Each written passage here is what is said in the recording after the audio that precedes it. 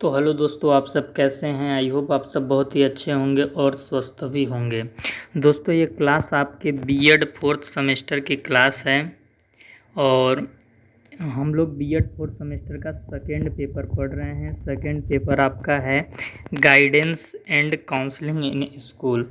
उसमें मैंने आपका यूनिट 1 का ए भी पढ़ा दिया है, बी भी पढ़ा दिया है, 2 का भी ए पढ़ा दिया है।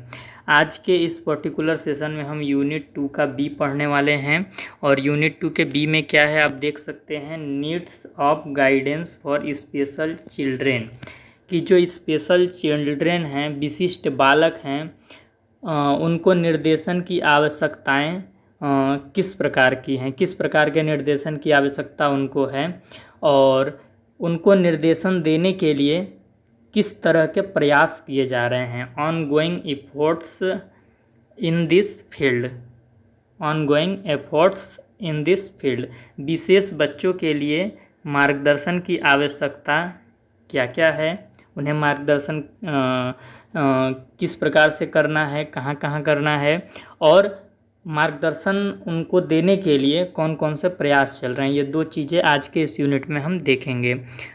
अगर आप सब चैनल पे नए होंगे दोस्तों तो चैनल को सब्सक्राइब कर लीजिएगा। वीडियो के डिस्क्रिप्शन में आपको टेलीग्राम चैनल का लिंक मिल जाएगा, तो टेलीग्राम चैनल को ज़रूर ज्वाइन कर लीजिएगा।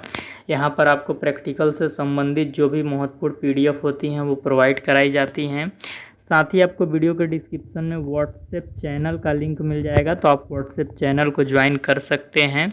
यहाँ पर हमारे फॉलोअर कम हैं, इसलिए मैं हर वीडियो में इसे बोलता हूँ, तो यदि आपकी इच्छा है तो आप ज्वाइन कर सकते हैं। तो सबसे पहले देखिए, हमें पढ़ना है कि विशिष्ट बालक जो हैं, विशिष्ट बालकों को निर्देशन की आवश्यकता कहाँ पे किस प्रकार से है, कि उनका जो विशिष्ट बालक हैं अगर उनका हमें विकास करना है तो उन्हें हमें निर्देशन किस प्रकार से देना है, निर्देशन संबंधित उनकी आवश्यकताएं क्या क्या हैं। तो अगर हमें ये चीज़ पढ़ना है तो हमें सबसे पहले ये जानना होगा कि विशिष्ट बालक कहते किसको हैं, विशिष्ट बालक होते कौन हैं। तो आप लोग बीएड के थर्ड सेमेस्टर में इंक्लूसिव एजुकेशन पढ़े होंगे, मैंने ही पढ़ाया था आपको। अगर इस चैनल पे आप हैं पहले से तो उसमें मैंने आपको बताया था कि विशिष्ट बालक किसे कहते हैं। सामान्य बालक से जो बालक भिन्न होते हैं उन्हें हम विशिष्ट बालक बोलते हैं। जैसे कि इस बालक को हम मान लेते हैं कि ये बालक कैसा है, सामान्य बालक है। सामान्य बालक कौन होता है? जो एवरेज चाइल्ड होते हैं, जिनकी शारीरिक संरचनाएं भी एवरेज होती हैं, उनकी मस्तिष्क स्थिति भी एवरेज होती हैं, उनकी व्यक्तिगत स्थिति भी एवरेज होती हैं, उनको हम सामान्य बालक बोलते हैं। तो अगर इस सामान्य बालक से कोई बालक क्या है, थोड़ा भिन्न है, क्या है, कैसा है, थोड़ा सा भिन्न है, थोड़ा सा डिफरेंट है, तो उसको हम किस बालक में लेंगे? विशिष्ट बालक में लेंगे। अक्सर किसी के सामने विशिष्ट बालक बोला जाता है तो वो समझते हैं कि जैसे कोई अपंग है, अपाहिज है या फिर मेंटली कमज़ोर है, उसका दिमाग थोड़ा कमज़ोर है, तो उसको विशिष्ट बालक समझते हैं। लेकिन नहीं, सामान्य से जो बालक भिन्न है उनको हम विशिष्ट बोलते हैं। तो सामान्य से कौन कौन से बालक भिन्न होते हैं? जैसे कि हमारे सामने आप देख सकते हैं कि प्रतिभाशाली बालक भी आते हैं। प्रतिभाशाली बालक किनको बोलते हैं? जो एक बार किताब को देखते हैं उनको किताब याद हो जाता है, बहुत उनकी मेमोरी स्ट्रेंथ होती है, कोई भी चीज़ जल्दी याद कर लेते हैं, जल्दी समझ लेते हैं, लर्निंग स्पीड ज़्यादा होती है। वहीं पे हम मंद बुद्धि के भी बालक देखते हैं, जिनकी जो बुद्धि है वो क्या होती है? बहुत ही मंद होती है। तो मंद बुद्धि के जो बालक हैं उनको भी देखते हैं। तो ये प्रतिभाशाली बालक हों या फिर मंद बुद्धि के बालक हों, दोनों कैसे बालक में आएंगे? विशिष्ट बालक में आएंगे। चाहे फिर कोई अपंग बालक है, दिव्यांग बालक है, जिसके कि हाथ पैर कोई मांसपेशियां सही से काम नहीं कर रही हैं, तो वो भी विशिष्ट बालक में आएंगे। चलिए, तो मैंने आपको थ्योरेटिकली ये समझा दिया। अब इसमें हम आपको परिभाषा बताते हैं विशिष्ट बालक की। ये परिभाषा है दोस्तों जेपी हंट के अनुसार। जेपी हंट के अनुसार क्या परिभाषा है? विशिष्ट बालक वह है जो शारीरिक माने फिजिकल, शारीरिक माने फिजिकल, फिजिकल मतलब क्या? कि उसका हो सकता है हाथ सही से काम ना करता हो, पैर सही से काम ना करता हो, या शरीर की कोई मांसपेशियां हों वो सही से काम ना करती हों, उसके शरीर में रक्त का संचार सही से ना होता हो, तो उसको हम फिजिकल डिसेबिलिटी के अंदर रखेंगे। तो ऐसा बालक भी विशिष्ट बालक के अंतर्गत ही आएगा।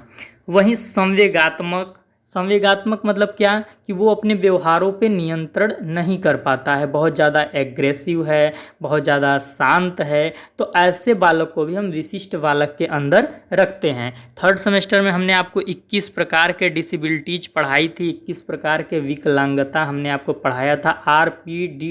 RPWD एक्ट 2016 जो आया था उसके अनुसार मैंने पढ़ाया था। ये एक्ट एक बार आप चेक कर लीजिएगा, उसकी सन क्या है, आई थिंक 2016 ही है।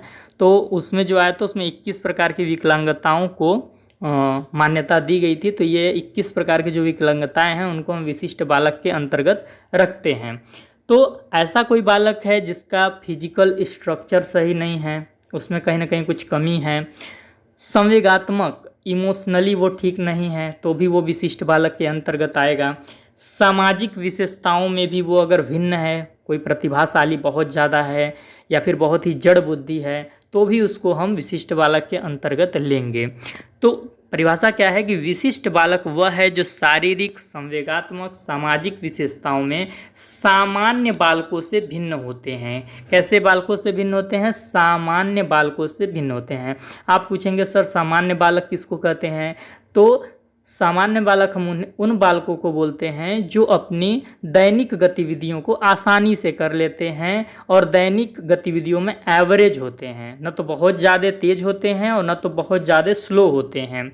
उनकी फिजिकल स्ट्रक्चर एवरेज होती है, उनके इमोशनल स्ट्रक्चर एवरेज होती है, उनकी जो सोशल कैरेक्टरिस्टिक्स हैं वो भी एवरेज होती हैं। उनको हम सामान्य बालक बोलते हैं, यानी कुछ उनमें यूनिकनेस बहुत ज़्यादा नहीं होता है। तो सामान्य बालकों से जो बालक पृथक होते हैं, अलग होते हैं, उनको हम विशिष्ट बालक बोलते हैं। और इन विशिष्ट बालक की जो क्षमता होती है उसको डेवलप करने के लिए, उसको विकसित करने के लिए हमें इन्हें कुछ अलग से सेवा प्रोवाइड करना पड़ता है, अलग से शिक्षा के क्षेत्र में इनको कुछ हमें विशिष्टता देना पड़ता है। ये अधिगम कर सकें इसके लिए हमें इन्हें कुछ स्पेशल सपोर्ट प्रोवाइड करना पड़ता है, कुछ स्पेशल मटेरियल प्रोवाइड करना पड़ता है, और उसी को हम विशिष्ट बालक बोलते हैं। और जो हम उसको अलग से सपोर्ट प्रदान करते हैं, अलग से मटेरियल प्रोवाइड करते हैं, उसको हम निर्देशन बोलते हैं। कि विशिष्ट बालकों को हम क्या कर रहे हैं, यहाँ पे निर्देशन दे रहे हैं, इसलिए ताकि उनका अच्छे तरीके से विकास हो जाए, उनकी क्षमता के अनुरूप उनको हम यहाँ पे निर्देशन देने का काम करते हैं। तो ये परिभाषा था जेपी हंट के अनुसार। यहाँ पे हम देख लेते हैं विशिष्टता के 3 क्षेत्र। विशिष्टता के 21 प्रकार हमने बताए हैं आपको थर्ड सेमेस्टर में, वो वीडियो आप देख लीजिएगा, कमेंट में मांग लीजिएगा, मैं आपको लिंक भी दे दूंगा। शारीरिक क्षेत्र में अगर विशिष्टता की बात करें तो ब्राहा अपंगता आ जाता है। जैसे कोई बच्चा है उसको लोकोमोटर डिसेबिलिटी है, चल नहीं पाता है।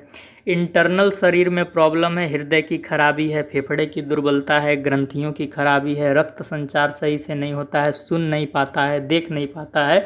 ये सारी चीज़ें फिजिकल डिसेबिलिटी में आ जाएंगी। तो अगर ऐसा बालक भी है तो वो विशिष्ट बालक के अंतर्गत आएगा। मानसिक क्षेत्र क्या है, बहुत ज़्यादा प्रतिभाशाली है या मंद बुद्धि का है तो भी वो विशिष्ट बालक में आएगा। व्यक्तिगत क्षेत्र तीसरा होता है, अगर इमोशनली डिस्टर्ब है, सोशल बिहेवियर उसे नहीं आते हैं अच्छे से, तो भी वो विशिष्ट बालक के अंतर्गत आएगा। अब हमारे सामने ये आता है कि ऐसे जो बालक हैं उन्हें निर्देशन कैसे दिया जाए, और उन्हें निर्देशन देने के लिए क्या क्या कक्षा के अंदर पर प्रयास किए जा रहे हैं शिक्षकों के द्वारा। विद्यालय के अंदर प्रधानाचार्य जो भी कर्मचारी हैं उनके द्वारा मिलाकर सामूहिक प्रयास कैसे किए जा रहे हैं और उन्हें किस प्रकार से निर्देशन दिया जा सकता है। इनकी क्षमताओं के अनुरूप इनका विकास करने के लिए हमें इन्हें किस प्रकार का निर्देशन देना चाहिए और किस प्रकार के निर्देशन दिए जा रहे हैं, ये दोनों इसमें कवर हो जाएंगे हमारे। तो पहला क्या है दृष्टिहीनता बालकों के लिए उचित कक्षा व्यवस्था। ऐसे बालक जिनको दिखता नहीं है, कम दिखाई देता है, बिल्कुल नहीं देख पाते हैं, उन्हें हम क्या करेंगे, पहले तो हम आगे बैठाएंगे आगे की टेबल पर, ताकि उनको जो शिक्षक है वो व्याख्यान कर रहा है तो उसकी आवाज़ उसको अच्छे से सुनाई दे। उन्हें कॉन्क्रीट मटेरियल हम प्रोवाइड करेंगे, क्योंकि कॉन्क्रीट मटेरियल से वो छू के उसको टच करके समझ सकते हैं, तो ये चीज़ उनको हेल्प करेगा। अगर वो देख नहीं सकते तो उनको हम ऑडिटोरियल मटेरियल के माध्यम से पढ़ाने का प्रयास करेंगे, ऑडियो के माध्यम से सुना के।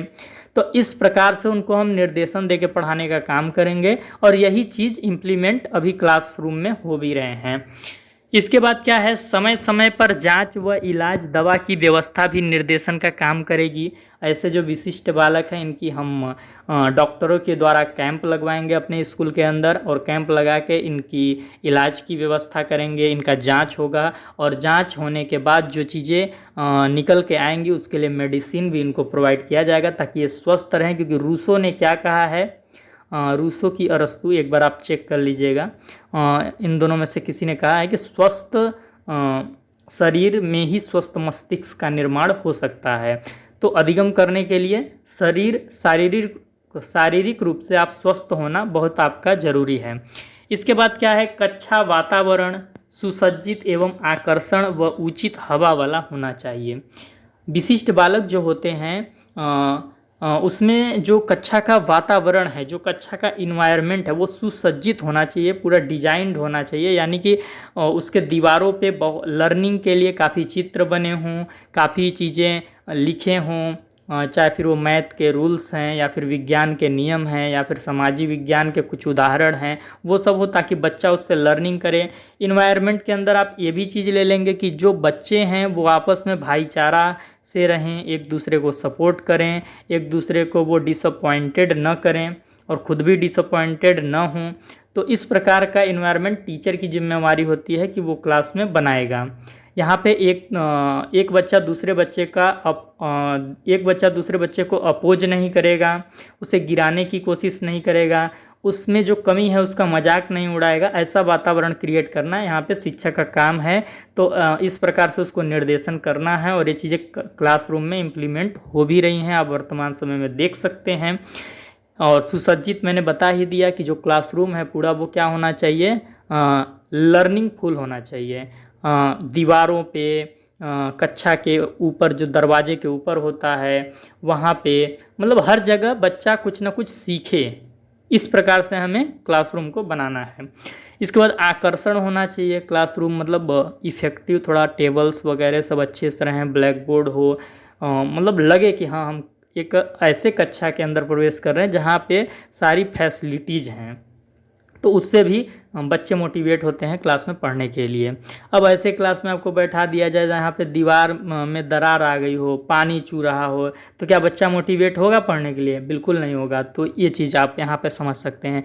उचित हवा, जो विशिष्ट बालक होते हैं ना, ये मेंटली रूप से डिस्टर्ब होते हैं या फिर ये प्रतिभाशाली होते हैं, चाहे फिर ये देख नहीं पाते, सुन नहीं पाते, इनको शारीरिक समस्याएँ होती हैं, तो ये क्या होता है ना, इनको शुद्ध हवा चाहिए होता है, और इनको क्या होता है, हेजिटेशन होता है अंदर से, ये घबराहट सा महसूस करते हैं। तो जो क्लासरूम है उसमें शुद्ध हवा आए अच्छे से, ताकि इनको रिलीफ फील हो और ये अच्छे से क्लास में पढ़ाई कर सकें। तो इस प्रकार से निर्देशन करना है, चाहे वो प्रिंसिपल के द्वारा किए जाएं, चाहे फिर टीचर के द्वारा किए जाएं। इसके बाद क्या है, विशिष्ट बालकों हेतु विशिष्ट भोजन व्यवस्था। देखिए, जो सामान्य बालक है, जो शारीरिक रूप से स्वस्थ है, मेंटल रूप से स्वस्थ है, वो कुछ भी खा लेगा, चल जाएगा, थोड़ा कम भी खाएगा तो भी चलेगा। लेकिन जो विशिष्ट बालक है, जिसको पहले से ही कुछ कमी है, उसको हम क्या करेंगे, एक प्रोटीन युक्त भोजन देंगे, ताकि उसके मस्तिष्क का, शरीर का अच्छे से डेवलपमेंट हो सके। विटामिन वाली चीज़ें देंगे। सामान्य बालकों के साथ गतिविधियां कराना, यहाँ पे शिक्षक को निर्देशन करते समय, पढ़ाते समय ये चीज़ ध्यान रखना है कि जैसा व्यवहार वो सामान्य बालकों के साथ करता है, जो अवसर वो सामान्य बालकों को देता है, सेम वही अवसर, सेम वही व्यवहार इनके साथ भी करेगा। यानी कि हर अवसर में इनको भी शामिल करेगा और सामान्य बालकों को भी शामिल करेगा, ताकि इनको लगे कि हम एक हैं, हम इनसे अलग नहीं हैं, और ये अच्छे से पढ़ाई कर पाएँ। निर्देशन करते समय इस चीज़ को भी फॉलो करना है। और आगे क्या है, कभी यह आभास न होने पाए कि वह अलग हैं या फिर वो किसी चीज़ से ग्रस्त हैं। तो सामान्य बालकों के जैसे ही इनको ट्रीट शिक्षक को करना है। फिर क्या है, अध्यापक ज़्यादा से ज़्यादा हर कार्य हेतु इनको प्रेरित करेगा। जैसे कि अगर कोई बच्चा देख नहीं सकता तो वो गा तो सकता होगा अच्छा, डांस अच्छा कर सकता होगा। अगर कोई बच्चा सुन नहीं सकता है तो हो सकता है वो ड्राइंग बहुत अच्छा बना ले, पेंटिंग बहुत अच्छा कर ले। तो इस प्रकार से हर बच्चे में कुछ ना कुछ कमी होंगी, लेकिन उसके अपोजिट उसके अंदर कुछ ना कुछ स्किल्स भी होंगे जिसको डेवलप किया जा सकता है, जिसको बाहर लाया जा सकता है उसके अंदर से अवसर प्रदान करके। तो ये चीज़ें भी शिक्षक का काम है कि इस प्रकार से उनको निर्देशन करेगा कि अंतर्निहित जो क्षमताएं हैं वो बाहर आ जाएं, अंतर्निहित जो उसके गुण हैं वो बाहर आ जाएं और वो एक स्किल के रूप में चेंज हो जाएं। ये काम शिक्षक का है। इस प्रकार से उसको निर्देशन करना है विशिष्ट बालकों को। उचित शिक्षण विधियों का प्रयोग करें। ऐसी शिक्षण विधियों का प्रयोग करें कि सामान्य बालक तो समझ ही जाएं, विशिष्ट बालक को समझने में दिक्कत न हो। देखिए, जो सामान्य बालक है, जो प्रतिभाशाली बालक है, वो आप कोई भी मेथड से पढ़ाइएगा समझ जाएगा। लेकिन जो ये मंद बुद्धि के बालक होते हैं, विशिष्ट बालक होते हैं, इनको थोड़ा आसान भाषा में उदाहरण के माध्यम से आपको समझाना होगा।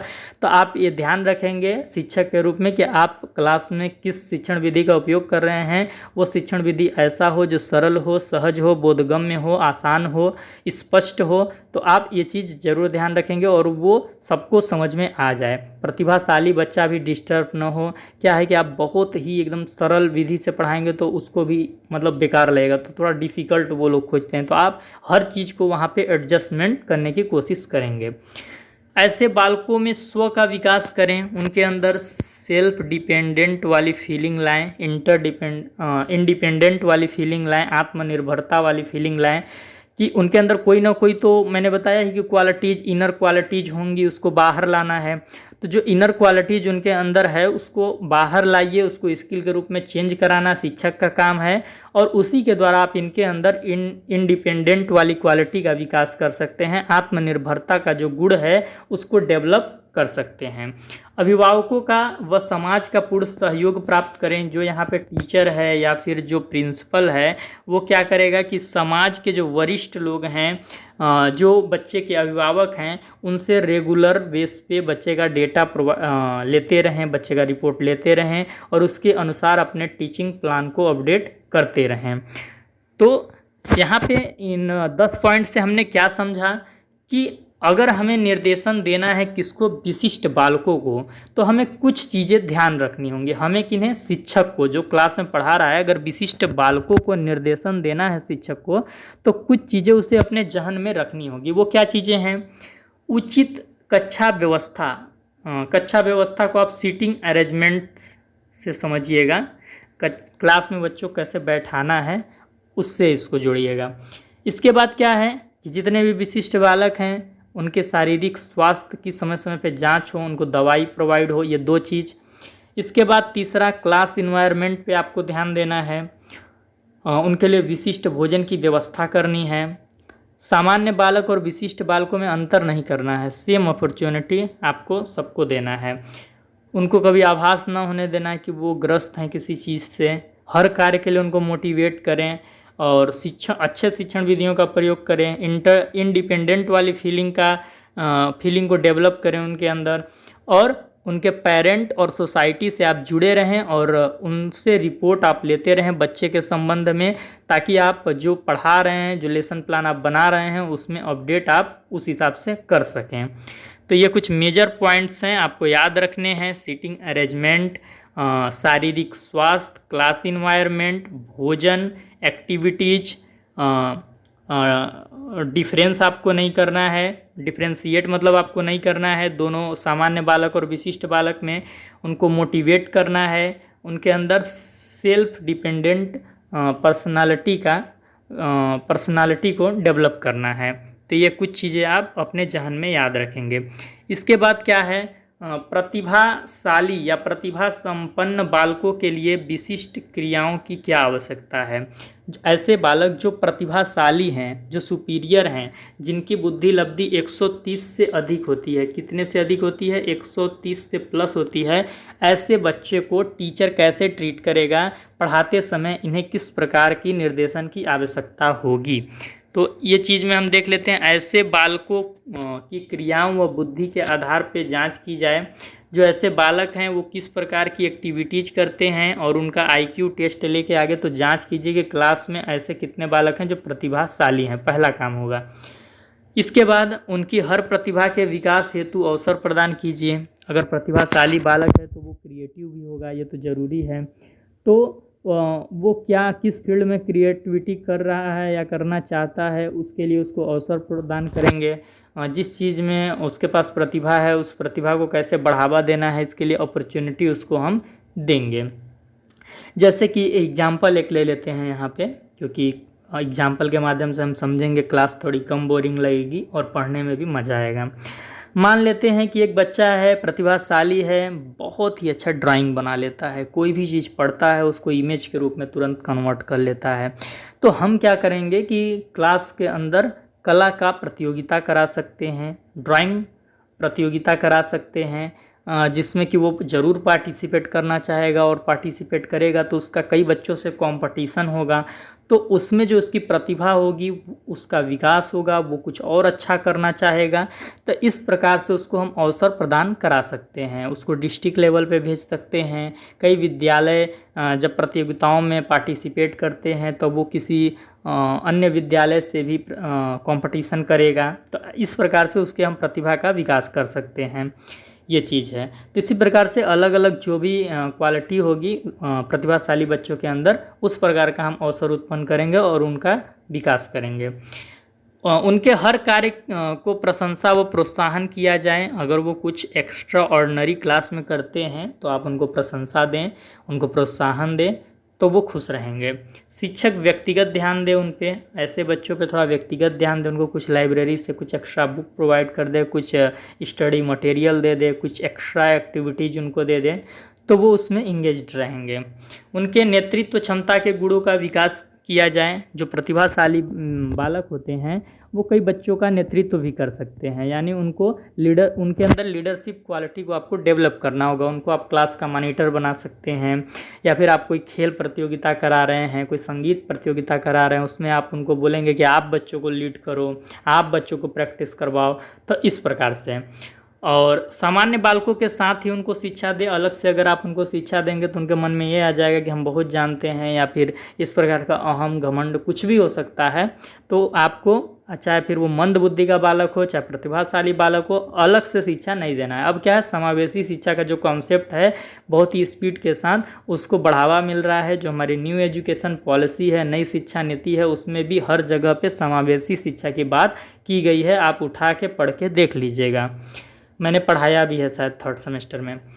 उच्च स्तरीय शिक्षण प्रदान करने की व्यवस्था की जाए। ऐसे जो बालक होते हैं उनको थोड़ा उच्च शिक्षण चाहिए होता है। तो आप जब अपना टीचिंग प्लान करें, लेसन प्लान बनाएं, तो उसमें कुछ डिफ़िकल्ट्स एग्जाम्पल डालें, कुछ डिफ़िकल्ट्स क्वेश्चन डालें, जिससे कि आप उनको संतुष्ट कर सकें। एग्जाम्पल ले लेते हैं, जैसे कि आप मैथ की क्लास में गणित पढ़ा रहे हैं, तो आप सबसे पहले कठिन सवाल को उनको सॉल्व करने के लिए दे दीजिए। आप सबसे कठिन सवाल को सॉल्व करने के लिए दे देंगे, उसमें वो इंगेज्ड हो जाएगा, थोड़ा सा संघर्ष करेगा, स्ट्रगल करेगा, सफ़र करेगा, वो संतुष्ट हो जाएगा। आप क्या करेंगे, एकदम ईजी क्वेश्चन देंगे, वो तुरंत आपसे बोलेगा सर दूसरा, सर तीसरा। तो इस प्रकार से ये आपकी स्ट्रेटजी होनी चाहिए क्लासरूम के अंदर। अब चलिए, इसमें एक और पॉइंट है, क्योंकि ये देखिए 2 टाइप मैं इसलिए आपको अलग से बता दे रहा हूँ, क्योंकि आप जब क्लास के अंदर आप जब टीचर बनते हैं या टीचर के रूप में जब आप एक क्लास के अंदर पढ़ाते हैं तो अधिकांशतः आपको 2 ही तरह के बालक देखने को मिलते हैं। एक तो बहुत ज़्यादा तेज होते हैं और एक तो बहुत ज़्यादा कमज़ोर होते हैं। और जो मीडियम होते हैं उनको तो आप कैसे भी पढ़ाइएगा वो काम हो जाता है। लेकिन ये जो बहुत ज़्यादा कमज़ोर होते हैं या जो बहुत ज़्यादा तेज होते हैं, इनको ट्रीट करने के लिए हमको कुछ प्लानिंग करना पड़ता है। इनको निर्देशन करने के लिए हमें कुछ पहले से चीज़ें सोचनी पड़ती हैं। तो इनके लिए क्या है, मंदबुद्धि या पिछड़े बालकों हेतु निर्देशन कैसे इनको शिक्षक ट्रीट करेगा, इनको कैसे निर्देशित करेगा। सबसे पहले तो पिछड़ेपन के कारणों की पहचान करेगा कि क्लास में कितने पिछड़े बालक हैं, और अगर पिछड़े हैं तो इनके पीछे कारण क्या है, पारिवारिक कारण है, आर्थिक कारण है, क्या चीज़ कारण है। घर तथा विद्यालय में बालकों के समायोजन में सहायता करना, विद्यालय में वो क्यों नहीं समायोजन कर पा रहे हैं, कहाँ पे लैक आ रही है, उस चीज़ को देखना और उसका निदान करना, उनके माता पिता से रिपोर्ट लेना, और घर में वो क्या दिक्कतें उसको आ रही हैं वहाँ पे भी उसको समायोजन करने में मदद प्रदान करना। व्यक्तिगत ध्यान हमको दोनों पे देना पड़ेगा, जो प्रतिभाशाली हैं, जो मंदबुद्धि हैं। विशिष्ट विद्यालयों और कक्षाओं की विशेषता इनके लिए किया जाएगी। एग्जाम्पल मान लीजिए कोई बच्चा इंग्लिश में थोड़ा कमज़ोर है और बाकी उसे सोशल साइंस मैथमेटिक्स अच्छे से आती है, लेकिन लैंग्वेज में थोड़ा कमज़ोर है, लेकिन जो शिक्षक पढ़ा रहे हैं कहीं कहीं इंग्लिश का भी ज़्यादा यूज करते हैं। चाहे हिंदी का भी उदाहरण यहाँ पे ले सकते हैं, कोई इंग्लिश मीडियम से बच्चा आया रहेगा, हो सकता है उसको हिंदी ना आए, तो ऐसे बच्चों के लिए हम क्या करेंगे, कुछ एक्स्ट्रा क्लास की व्यवस्था कर सकते हैं, कुछ एक्स्ट्रा लेक्चर की व्यवस्था कर सकते हैं, या इन्हें किसी स्पेशल विद्यालय में हम कुछ दिन ट्रेनिंग या कुछ अलग स्टडी के लिए भी भेज सकते हैं। तो इस प्रकार की एक्टिविटीज़ के माध्यम से इनका हम सोल्यूशन करेंगे। पाठ्य सहगामी क्रियाओं की व्यवस्था कराएंगे, इनका को करिकुलर डेवलपमेंट के माध्यम से भी इनका विकास हम करेंगे। इनको हम खेल कूद नृत्य संगीत में भी पार्टिसिपेट कराएंगे। आपको पता होगा जो हमारे राहुल गांधी जो नेता विपक्ष अभी बन गए हैं, लीडर ऑफ दी अपोजिशन, आपको पता होगा कि एक वो पढ़ाई किए हैं और उस कोर्स में एडमिशन उनको स्पोर्ट कोटा से मिला था। तो अगर बच्चे का स्पोर्ट बेहतर है या बच्चे का एनएसएस एनसीसी कोई भी फील्ड बेहतर है, तो आपको वहाँ पे एडमिशन लेने में मदद मिलती है, आपका एक यूनिक पर्सनैलिटी डेवलप होता है। और जब आप समाज में एंटर करते हो तो किताबी ज्ञान से ज़्यादा आपको ये जो को करिकुलर एक्टिविटीज़ है यही काम आती हैं। तो इसलिए जो मंदबुद्धि के बालक हैं या जो पिछड़े बालक हैं, किताबी ज्ञान में आप उनको ज़बरदस्ती ठूसने की या ज़बरदस्ती घुसाने की कोशिश न कीजिए। कुछ न कुछ ऐसा उनके अंदर ज़रूर होगा, आप उसको डेवलप कीजिए और उन्हें को करिकुलर एक्टिविटीज़ में एंगेज्ड कीजिए। ये सबसे बेहतर तरीका मुझे भी लगता है और ये हर शिक्षक को करना चाहिए। विशेष पाठ्यक्रम और शिक्षण विधियाँ, इनके लिए आप पाठ्यक्रम को थोड़ा मॉडिफाई कर दें। आप आसान शिक्षण विधियों का, अच्छे शिक्षण विधियों का प्रयोग करें जिससे इनको कोई चीज़ कॉन्सेप्ट आसानी से समझ में आ जाए, इनके पकड़ में आ जाए। शिक्षा मनोविज्ञानकों की सहायता ले सकते हैं, जो एजुकेशनल साइकोलॉजिस्ट होते हैं उनकी मदद ले सकते हैं इन बच्चों को समझने में और इनका जो समस्या है उनका समाधान करने में, और उसके बाद अपना लेसन प्लान बना के इनको पढ़ा सकते हैं। स्कूल से भागने की प्रवृत्ति को रोकना, ऐसे कमज़ोर बालक स्कूल से भागना भी चाहते हैं तो आप उनको चॉकलेट दे के, खेलकूद में इंगेज करके, प्रार्थना वगैरह जो भी आप करा के आपको कुछ ना कुछ इनको रीइंफोर्समेंट देना होगा ताकि ये स्कूल में रुक सकें। वातावरणीय सेवाओं की व्यवस्था, क्लास इन्वायरमेंट आपको अच्छा रखना है। निर्देशन सेवाओं और कार्यक्रमों की व्यवस्था बीच बीच में करते रहना है क्योंकि इन्हें थोड़ी विशेष निर्देशन की आवश्यकता पड़ेगी। तो इस प्रकार से आप समझ गए कि क्लास में थोड़ा बहुत ज़्यादा तेज और मंदबुद्धि, ये दो टाइप के बालक होते हैं। मंदबुद्धि वो होते हैं जो 50 से 69 के बीच में इनका IQ लेवल होता है। ये चीज़ ध्यान रखिएगा, ये सीटेट में भी क्वेश्चन आपका पूछ लिया जाता है, तो ये चीज़ यहाँ से याद रखिएगा। इनके मंदबुद्धि की यदि हम बात करें, सबसे पहले इनके पिछड़ेपन के कारण की पहचान करेंगे। घर और विद्यालय दोनों में क्यों नहीं समायोजन कर पा रहे हैं, इस चीज़ पे ध्यान देंगे। व्यक्तिगत ध्यान हम दोनों बालकों पे देंगे। विशिष्ट विद्यालय और विशिष्ट कक्षा यानी विशिष्ट एक्स्ट्रा क्लास की व्यवस्था कर सकते हैं। को करिकुलर एक्टिविटीज़ पे ध्यान देंगे और इनके लिए पाठ्यक्रम को थोड़ा हम फ्लेक्सिबल बनाएंगे। अच्छे टीचिंग मेथड का प्रयोग करेंगे। एजुकेशनल साइकोलॉजिस्ट की मदद लेंगे। स्कूल से क्यों भाग जाते हैं उसको रोकने के लिए हम सोचेंगे। क्लास इन्वायरमेंट को ठीक करेंगे और निर्देशन सेवा का यहाँ पे इम्प्लीमेंट करेंगे क्लासरूम में, और निर्देशन कार्यक्रमों की भी व्यवस्था की जाएगी।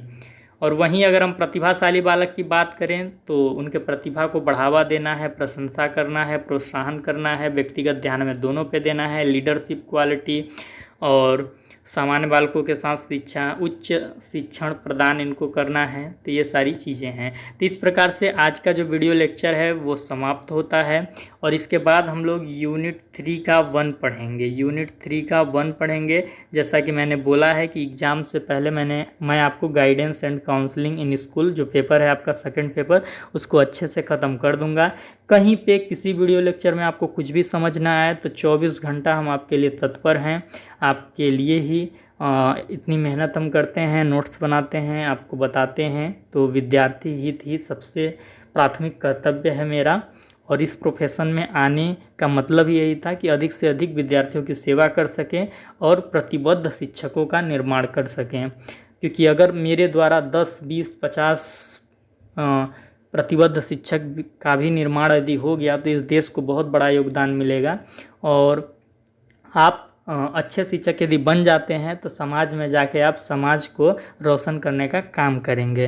तो अगले लेक्चर में हम लोग यूनिट 3 का 1 पढ़ेंगे। उसमें हम लोग काउंसलिंग से पढ़ना स्टार्ट करेंगे।